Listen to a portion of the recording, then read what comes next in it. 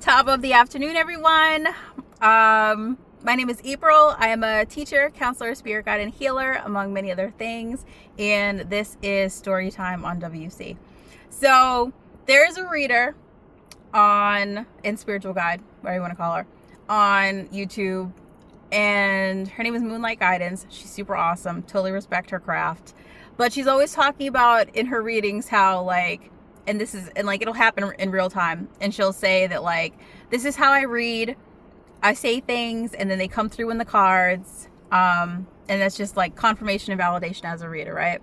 So I'm pretty sure this happens to her too, but she's usually referring to her cards when this happens. However, when I do readings, because I rarely use cards. I mostly just intuit and narrate.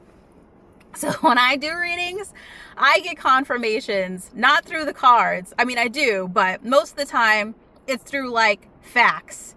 So I'll say some shit that I have no idea how relevant it is to the person I'm doing the reading for. And then they will confirm for me, that's relevant because, okay? And this has happened to me. I'm making this video because this has happened to me twice in the last few days. So I did a reading a few days ago, and I was talking to this woman about her animal spirits, her spirit animals. And I was letting her know that she's coming through as a Doberman Pinscher. She was giving off very Doberman Pinscher vibes. But then in my mind's eye, I saw a hummingbird. And I was like, that's interesting. That's a real interesting contrast. And I literally said that out loud. That's really interesting. Because she's coming off as Doberman Pinscher, and then I'm seeing this hummingbird, and so I said this, I was like, I don't know if this is relevant to you, but I'm definitely seeing a hummingbird. So I think the hummingbird might be one of your spirit animals as well. I don't know if that's relevant to you at all. And she's like, well, April, I've got one tatted on my neck. I'm just like, what? So she's got a whole hummingbird tatted on her neck. That I can't see the hummingbird. I don't know where it is tatted on her neck. I still don't know. She didn't even show it to me, but I trust her. I believe it's there. She says to me that she got it tatted there years ago because she just had this urge to get a hummingbird tattoo based on the Disney movie Pocahontas. Because there's a hummingbird name, I think his name's Flip or something in the movie. But yeah, so she's got a hummingbird tatted on her neck because she just got this intuitive nudge to do it a few years ago. So I helped confirm for her that, yep, that's one of your spirit animals. That's why you got that nudge. And that was a few days ago. And then it just happened again today. So I was doing a reading today. I wasn't talking about spirit animals, but I was talking to this person about their partner. And I was explaining to them that they are the super hyper self-aware person in the relationship or in their life in general, and that they are so protected and comfortable in their life that they've got wings. And I was telling this person that basically you could fly, you're flying out here, you're good to go, I was like, your partner on the other hand, even though they know that there are people out here that fly, they don't feel safe doing that. I was telling this person that they've ascended and they're comfortable with that, but their partner is not. Even though they know that that's a thing, they're not comfortable doing that. They're in they like their feet on the ground. They like to be very grounded. That's what makes them feel safe. That's their safe space. I was like, and I said to her, I was like, your person's not even gonna want to get on an airplane. Never mind grow wings. I was like, they're afraid of flying.